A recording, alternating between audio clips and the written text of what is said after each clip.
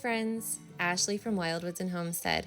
I have a chicken dinner for you today, but not just any chicken dinner. It is the perspective that I bring to this humble meal. Back when our family was smaller, I could get a humble chicken dinner to last us about a week using the parts of the meal in various ways.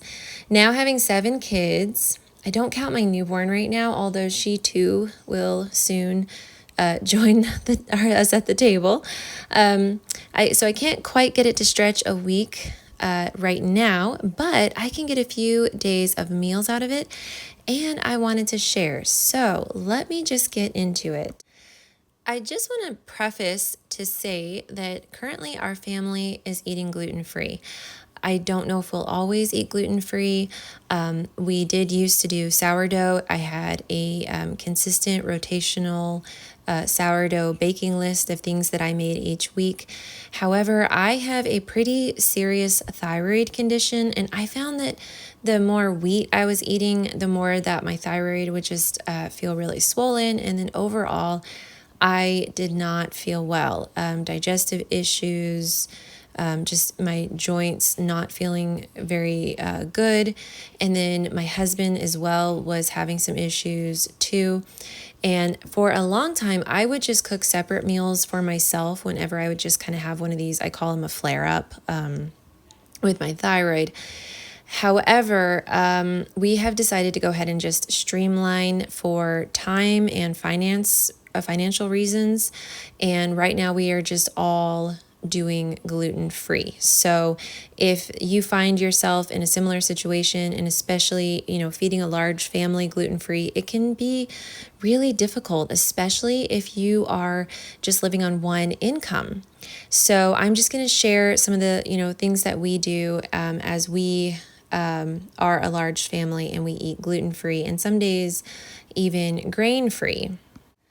Okay, so how does a chicken dinner set me up for a week of meals? Well, as I had stated earlier, back when I had a smaller family, I could very easily cook a couple of chickens and all the components to a chicken dinner, and I could get that to last us throughout the week, just adding some variety of different meats as I used up my chicken and different vegetables.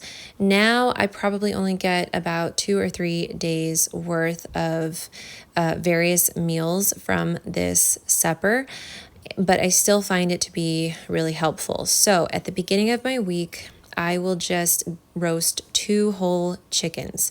I will also roast a bunch of veggies, and currently I still have a bunch of carrots and beets in our garden, so I'm harvesting those and roasting those. And then I just did a huge pot of boiled potatoes. All of those things are pretty economical. I know meat is getting to be quite expensive, but I do still get the whole organic chicken just because I'm also just viewing our food as our vitamins and our nutrients. Once I roast those chickens, I've got my roast chickens, I've got my roasted veggies, and I've got my potatoes. And I take some of those potatoes and I make mashed potatoes. I will put a lot of garlic in there for our immune system, immune health. I also put in you could do yogurt for the probiotics or a kefir. I make a fermented milk drink, and I will put some of that in there. It also just adds a lot of flavor to it, but also nutrition. And then some salt and pepper and maybe a little bit of dill if I have it. So these mashed potatoes, making such a huge quantity, it doesn't only give us part of our meal on this night, but then we can use those potatoes to make potato pancakes the following couple of days for breakfast.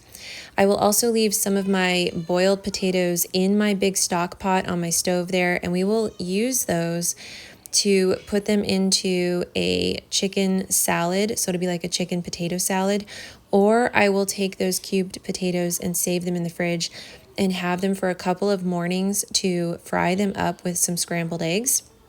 But for this week, my plan was to take those extra cubed potatoes and put them into a chicken salad. So whatever is left on this chicken after we eat, I take all of that chicken off of the bones and put it into a chicken salad for the next 2 days. And then I will take those bones and cook them down the following day to make a nice, nourishing chicken broth that I can use in soups and stews. And then my veggies that I have cooked, I will take those veggies and I can add some ground beef to them and pair those veggies with some rice to make a stir fry. Okay, so that is just a really simple video on how you can take one large meal a week and turn it into several meals throughout your week. It's something, as I said, that I've been doing for several years as a mom of a large family, and I hope that it helps someone else out with ideas as you seek to nourish your own family. If you're interested in homesteading and preserving food and growing your own food and homeschooling, stay tuned. I have more videos that I am working on and plan to share soon.